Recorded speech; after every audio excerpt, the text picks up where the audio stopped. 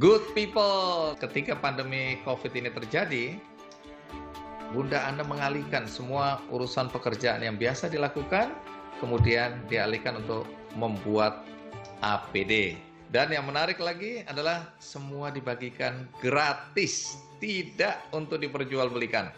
Nah, Bunda Ana, ini kan akhirnya orang bertanya-tanya nih, tidak diperjualbelikan. Sementara kita tahu di luar sana orang-orang membuat sesuatu dijual dengan harga yang tinggi, mumpung lagi dibutuhkan. Nah, kenapa Anda tidak memanfaatkan situasi ini, bahkan mengorbankan pekerjaan utama, pendapatan utama untuk hal ini?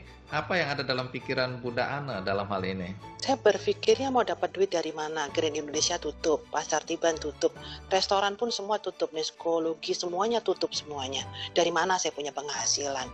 Dan ketika saya tidak berpenghasilan, justru saya menyumbangkan semua apa yang saya punya berupa APD. Dan ternyata saya melihat Tuhan memberikan pertolongan itu nggak pernah setengah-setengah. Ketika saya memutuskan untuk menutup usaha saya, justru Tuhan buka jalan. Artinya banyak pengusaha, banyak korporat yang menyumbangkan ke Yayasan Anak Avanti. Setiap kali mereka berhadapan pada berapa harganya, saya tidak pernah mau menjawab berapa harganya karena tidak ada jual beli di antara kita. Saya hanya mengatakan sumbangkan, nanti Anda menyumbang, saya ikut menyumbang. Misalnya harusnya Anda itu dapatnya 1.000, saya jadikan 2.000. Okay. Kemudian rumah sakit, di mana rumah sakitnya, kami berikan data dari ribuan itu, miliar.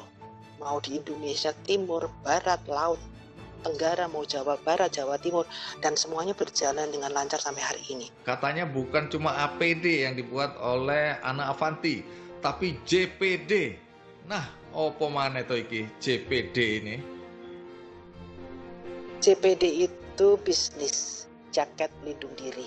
Jadi jaket Tuhan memberikan ini kepada saya untuk orang-orang yang harus keluar dari rumah, bergaya tapi sekaligus berdonasi.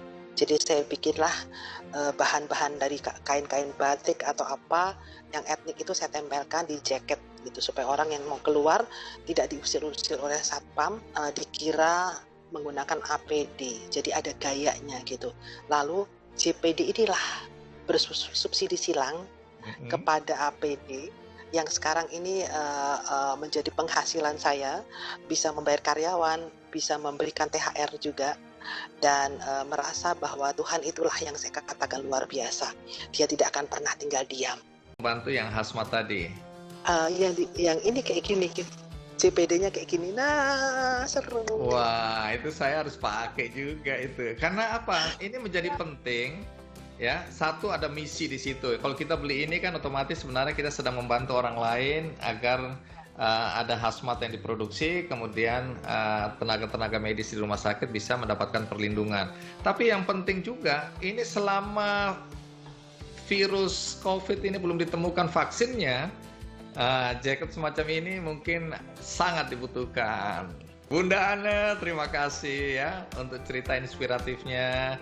Semoga banyak orang yang tergerak hatinya untuk juga melakukan hal baik. Mungkin kalau dia nggak bisa jahit, ya ada cara lain ya. Tapi yang paling penting dalam situasi sulit, kita tetap harus melakukan perbuatan baik. Dan jangan takut, kalau mata air satu tertutup, Tuhan akan membuka mata air yang lain. Itu kita harus percaya. Terima kasih Bunda Ana ya sudah berbagi kisah tentang apa yang dilakukan. Dan nanti saya juga akan kirim JPD ke rumah.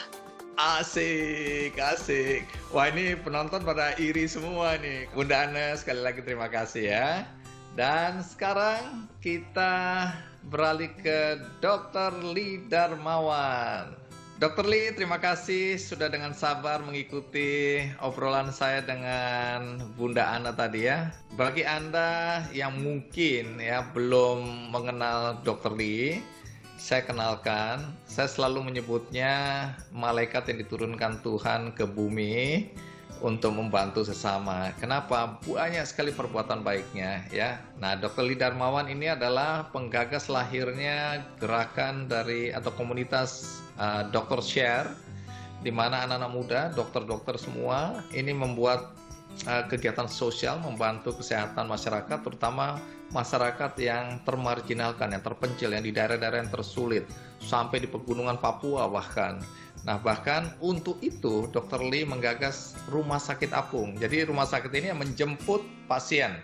Nah, Dr. Lee, hari ini saya hendak fokus menceritakan atau ingin Anda menceritakan apa yang Anda lakukan selama COVID-19 ini. Karena saya dengar Dr. Share juga bergerak untuk membantu sesama. Boleh ceritakan apa yang dilakukan? Ya, terima kasih Bang Andi. Ya, kami sebagai tenaga medis tentu bergerak di garis paling depan. Saya pribadi juga baru pulang dari Kabupaten Lingga di Kepulauan Riau, menelusuri pantai-pantai dan mengunjungi pulau-pulau kecil